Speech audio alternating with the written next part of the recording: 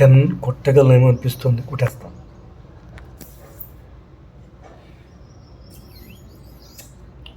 Choice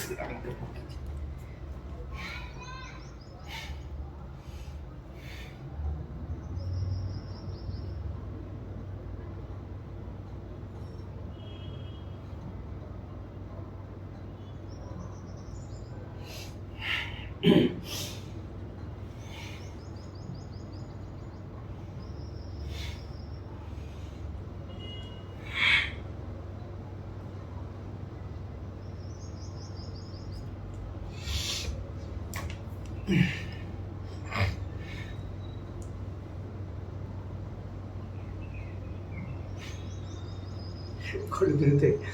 ఒకేసారి ఆ force నా వెయిట్ అంతా 2 ఫింగర్ల మీద, ఈ 2 హ్యాండ్స్ మీద రావాలి. అట్ ది సేమ్ టైం మళ్ళీ దాన్ని బ్యాలెన్స్ చేసుకోవాలి. అక్కడే నేను బ్రీత్ని మొత్తం నేను వదిలేయాలి. ఆ వదిలేసి అంటే వెయిట్లెస్ అవ్వాలి నేను. అప్పుడు కొట్టగలిగితే 3 కొడతాను, లేదా 4 కొడతాను. మళ్ళీ బ్రీత్ పీల్చుకోవాలి.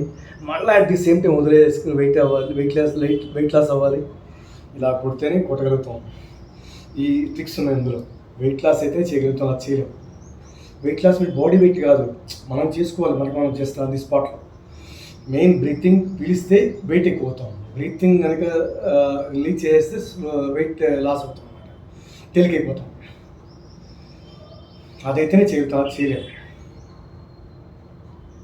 నేను వెయిట్తో ఉండి టెస్ట్ చేశాను, స్టార్టింగ్లో అలాగే ట్రై చేశాను. చేసి అందులో కెపాసిటీ ఏంటని అబ్జర్వ్ చేసేవాడిని. తర్వాత వెయిట్ లాస్ చేసి అదిరిపోయింది. అది కానీ దొరకట్లే, గ్రిప్ అది దొరుకుతుంది దొరుకుతుంది. సమ్టైమ్స్ వస్తుంది వెళ్ళిపోతుంది. కానీ అలా వచ్చి వెళ్ళి టోటల్గా మనకి ఆధీనం అయిపోతుంది. It's practice, with practice. Yeah, జై శ్రీరామ్.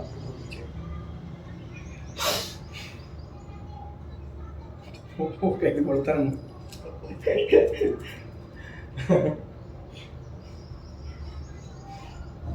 హరే కృష్ణ 3 చెప్పలేము.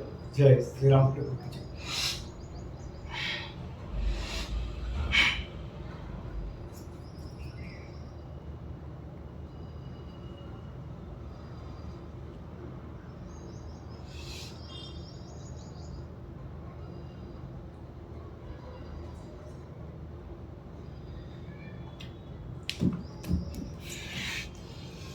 కాన్ఫిడెంట్ పోవట్లేదు రాజేష్ అది, బట్ అయినా ఇది మేనేజ్ చేస్తాను.